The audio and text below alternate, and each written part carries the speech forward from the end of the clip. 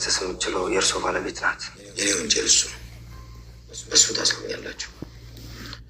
ሌላ ግን ጊዜ ትፈጃላችሁ እንጂ ምንም የምታገኙት ነገር የለም። ይኸውልህ እሷ ተሰውራለች ወይም ደግሞ ከሀገር ወጥታለች። ሪፖርቱን ጨምሮ ዛቻ በሚል ማስረጃ የላከችላችሁ እሷ ነች። እሱን እናጣራለን። እንዳልሽ ያርጉ ቤቢ። እንደዛ ብለን ነው የምትሆናታል አይደለም? እፈልጋለሁ። ቤቢ አባዬ እኮ ታስሯል። አባዬ የሚፈታው እሷ ስትገኝ ይሄ ውሸቷ ሲጋለጥ ነው። ቆይ እሺ እንዴት አድርገን እንፈልጋት? ምን እናደርግ?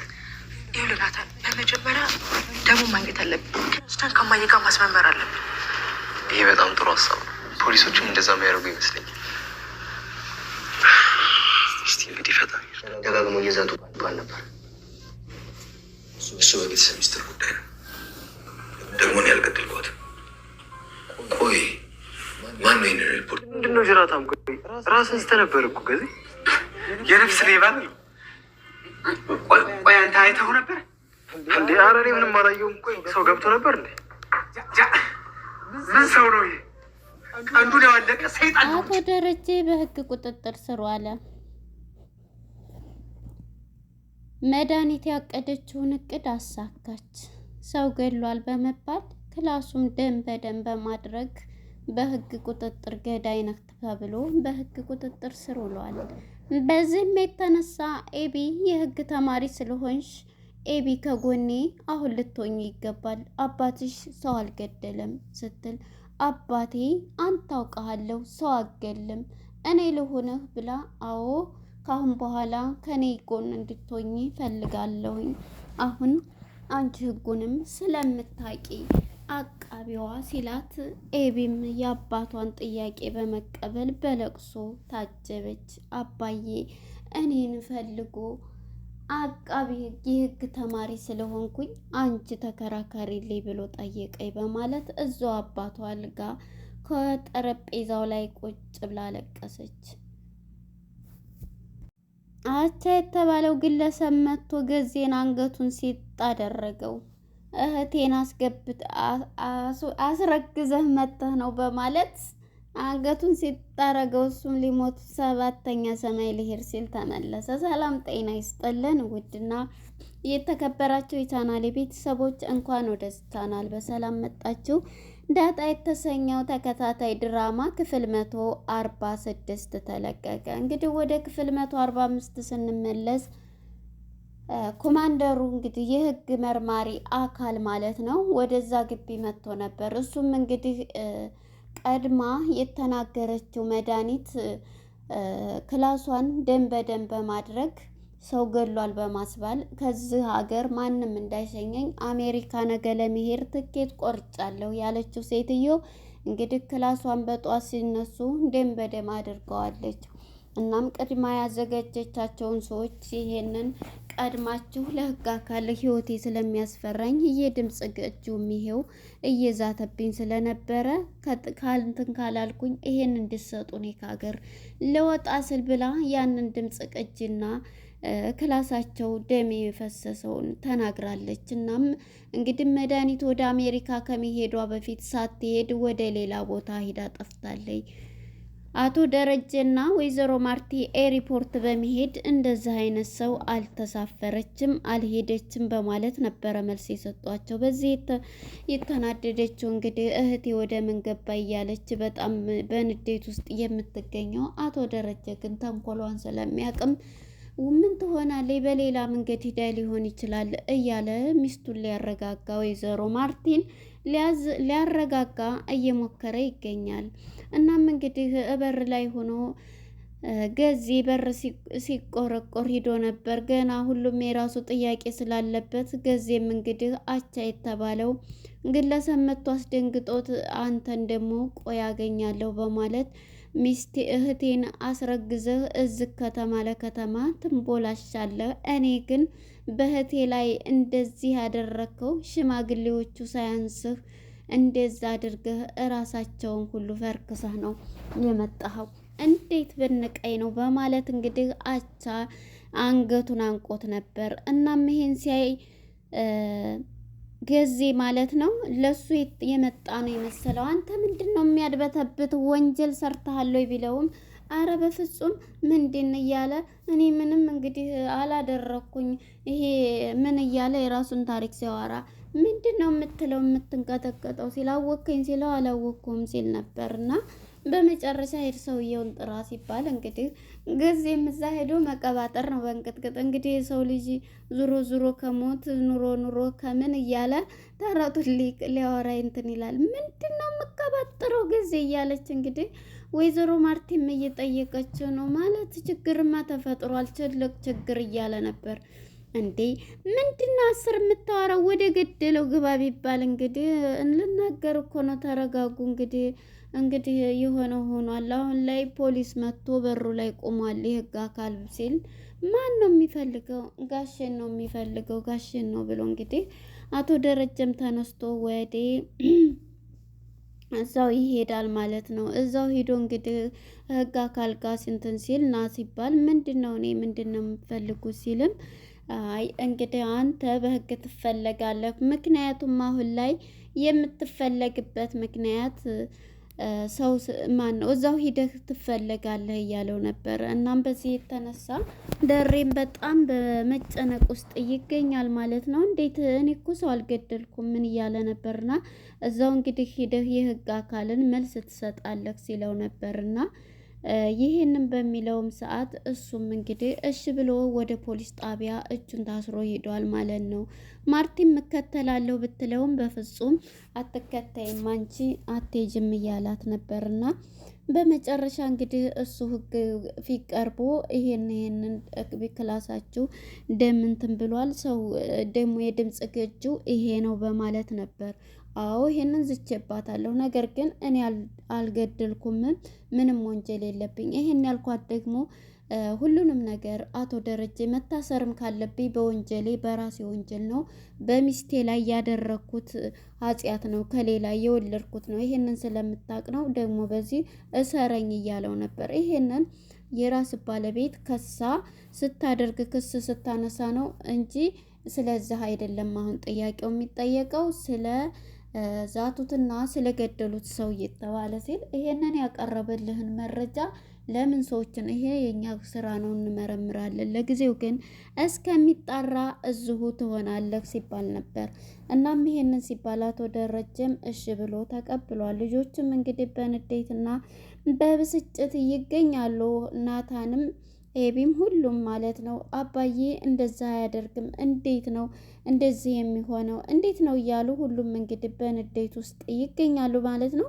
በመጨረሻ እንግዲህ ደሬም ይሄንን ቃል ለህግ መርማሪ አካል ሰጥቷል ማለት ነው። ይሄንንም የወለድኩት ከሌላ ነው፣ ይሄ ሚስጥር ስለያዘች ነው፣ ይሄ ነው፣ ሌላ ነገር የለም፣ አልገደልኩም፣ ይሄንን አጣራ ሲለው ነበር እና እሺ እስከዛ ማረፊያ ቤት ትቀመጣለች ሲል እንግዲህ ባለቤቴ ትጠይቀኝ ብሎ ባለቤቱም እንግዲህ ማርቲም ገብታ ምንድነው እየሆነ ያለው ምንድነው ደሬ እያለች እንግዲህ በጥያቄ እያፋጠጠችው ነበር። ደሬም እንግዲህ ምንም አይደለም ማርቲ በቃ ይሄ ተመርምሮ እወጣለሁኝ አትጨነቂ፣ አንቺ ልጆችን እንትኑን አዘጋጅ አበረታች እያላት ነው ማለት ነው አቶ ደረጀ። እናም እንግዲህ ሁሉም መጥተው በዚህም የተነሳ እንግዲህ ኤቢና ናታንም እየመጡ ነበርና እንግዲህ የያዘው መኪናም ቶሎ ቶሎ አልሄድለት ብሏል። መኪና ቀይር እያለ የኤቢ ባልም መጥቶ ነበርና የኤቢ ባል እንግዲህ በጣም ስሙ እስከ ስሙ ራሱ የሚገርም ነው ማለት ነው። ጸዲቅ ነው ጸዲቅ የሚባለው እንግዲህ አሁን ላይ የሚያረገው ኤቢ ፍቅር እኔማ እንዴ ጋሼን ሂጅ አስፈታለሁ ሂጄ እንደዚህ አረጋለሁ እያለ አይ ለአንድ ቀን ነው በቃ ተው እያለችው ነበር። እሱን በጣም እየተጨነቀ እሱማ እስር ቤት እኔ ለሱ እተካለሁ እያለ ነበረ ሲል የነበረው ማለት ነው። እናም በዚህ የተነሳ እንግዲህ እሷ በቃ እኛ ሆስፒታል ደሙን ሊያስመረምሩ ይዘውት ሂደዋል ናታንና ኤቢ ማለት ነው። ሲያስመረምሩትም የሰው ደም እንደሆነ ተረጋግጧል ማለት ነው። እናም በዚህ የተነሳ እንግዲህ የሞተው ሰው ባይኖርም ደሞ እንግዲህ አፍሳበት ነው የሄደችው ማለት ነው። እንግዲህ እጇንም ቆርጣ ደግሞ በጣም ብዙ ደም ስለሆነ ከየት አምጥታ እንደደፋችበት በጣም ይገርማል። መድኃኒት ስራ ማለት ነው። እናም በዚህ የተነሳ እንግዲህ የተመረመረው ደም የሰው ደም እንደሆነ ታውቋል። ደግሞ ይሄንን የሰጡትን እናረጋግጣለን ይሄንን እንትን ያመጡትን ብሎ እንግዲህ መርማሪ አካል አቶ ደረጀ እየተናገረ ነበርና ሁሉም እንግዲህ ወይዘሮ ማርቲን መታ ስትጠይቀው ይሄንን ሆኖ ለጊዜው ነው የምንለቅቃለሁ ህግ ከንትን ካለ በኋላ ይላታል። እንግዲህ ወይዘሮ ማርቲን በጣም እየተናደደችም ትገኛለች። ተነስታ ትሄዳለች። እንግዲህ ወደ ኤቢ ጋር ስንመጣ ኤቢም ወደ አባቷ መታ አባዬ በቃ እንዴት አንተማ ይሄን አታደርግም በፍጹም እያለችው ኤቢ ፍጹም እኔ አባትሽ ገዳይ አይደለሁም ሰው አልገልም እያላት አምናለሁ አባቴ አንተ እንደማገደል እያለ አሁን ከኔ ጎን እንድትሆኝ እፈልጋለሁ። የህግ ተማሪ ስለሆንሽ ሁሉንም ነገር ስለምታውቂ አንቺ ጠበቃ የሆነሽ እንድትከራከሪ እፈልጋለሁ እያላት እኔ አባዬ እኔ ትለዋለች። እንዴ አዎ አንቺ ሲላትም እንግዲህ እሺ በማለት ኤቢም በለቅሶ የአባቷ እኔ ለአባቴ ጠበቃ ሆንኩኝ ብላ ስሜታዊ ትሆንና እዛው ታለቅሳለች ማለት ነው። አዎ ኤቢዬ ይላታል። ምክንያቱም በባለፈው ጊዜ ለሱ አለ ልጁ እኔ ነኝ የገደልኩት ልጁም ብሎ እንግዲህ ያኔ በጣም እንትን ሲልላት ነበር። ያንን ስታስታውስም ነበር እና ለአባቷ እንግዲህ ዛሬ ደግሞ ለአባቷ ጠበቃ የህግ ተማሪዋ ኤቢ ለአባቷ ጠበቃ ሆናለች ማለት ነው። እንግዲህ ሁሉም ተደናግጠዋል። እናም እንግዲህ ወደ ገዜ ጋር ስንመጣ ገዜ እንግዲህ አሁን ላይ አቻ የሚባለው ግለሰብ መጥቷልና የእህቱ ባል ነው አስረግዞ ወደ ከተማ መጥቷል። እሱም እንግዲህ ሽማግሌዎችን ፈርክሶ ነው ወደዚህ የመጣው። አንተ አስረግዘህ መተህ ዘቴ ላይ ተጫውተህ እኔ ቀለብም እሰፍራለሁ ገንዘብም እልካለሁ እባክህን እያለ እንግዲህ አንገቱን ሲጣርጎ እባክህን ገድልከኝ እያለ ነበረ እየመጣ አንተ እዚህ መተህ ብትደበቅ የት የምታመልጥ መስሎህ ነው እያለ እንግዲህ አቻም አንገቱን ሲጥ አድርጎት በፍርሃትና በሩን ሲከፍቶ ሩጦ አምልጧል ማለት ነው። አቻ እንግዲህ ናታንም ሲመጣ ምን ሆነህ ነው ቢለው ቢጠይቀውም እሱን ሰው ነው ሰይጣን የሆነ ስጋ የለበሰ አውሬ መጥቶ ነው እያለ ለመናገርም በጣም ፈርቷል። እንግዲህ ለጥቂት እኮ ነው የመጣው አሁን እንግዲህ ፍቅሬን ተቀብላልኝ ለዛ እያለ እንግዲህ ለዛ ጋራ ስትጠይቀው እወድሻለሁ እኮ ሁሉን ነገር ሲላት እኔም ብላ እንግዲህ ፍቅሩን ተቀብለዋለች። ጉንጯን ስሟታል ማለት ነው።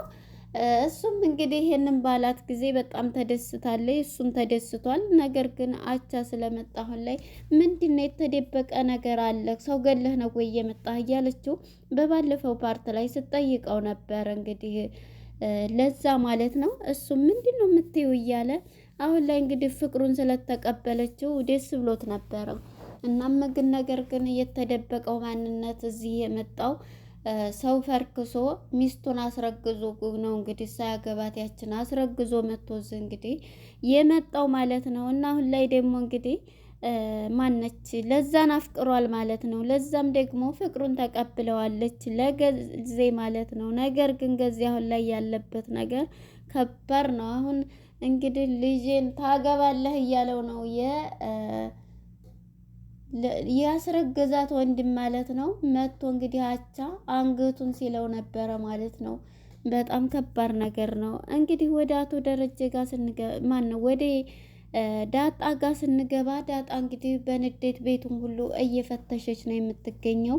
እክላሷ ገብታ ሁሉንም ነገር አልጋውን ሁሉ እያነሳች ነው። ምክንያቱም የሞተ ሰው እንዳለ እያለ አልጋውም ስር ሁሉንም የአልጋ ልብሱም ሁሉ አንስታ በጣም እያየች ነበር የነበረችው ማለት ነው። እናም እንግዲህ ዳጣ ክላሱንም አልጋ ልብሱንም ስታነሳ የለም እና ይሄ ስራ የመድኃኒት ስራ ነው አባቴን ለመወንጀል የፈጠረችው ነገር ነው እያለች ነበረ። እናም እንዳለችውም አልቀረምና እንዴት ስትል ወደ ዶላፑ ስር ማለት ነው እሱ ስር እንግዲህ የተቀመጠ ነገር አለ ማለት ነው። እንዲህ ጎንበስ ባለች ጊዜ እንዲህ በጣም ደስ ብሏት እየሳቀች ነበረ ማለት ነው። ዳጣ አባቴ ነፃ ነው የዋህ ምን ይሆናል እያለች ያንን ያስቀመጠችውን ነገር እንግዲህ ደም ከምን አንጥታ የደፋችውን እያየችውን እንግዲህ እዛ ስር አይታለች ማለት ነው። አባቴ ነፃ ነው እያለች እየሳቀች ነበረ ደስ ብሏትም የነበረው ማለት ነው። እዚህ ላይ ነበረ ፊልሙ እንግዲህ ሊጠናቀቅ የቻለው ማለት ነው። በቀጣይ ፓርት እስከምንገናኝ መልካም ጊዜ። ባይ ባይ።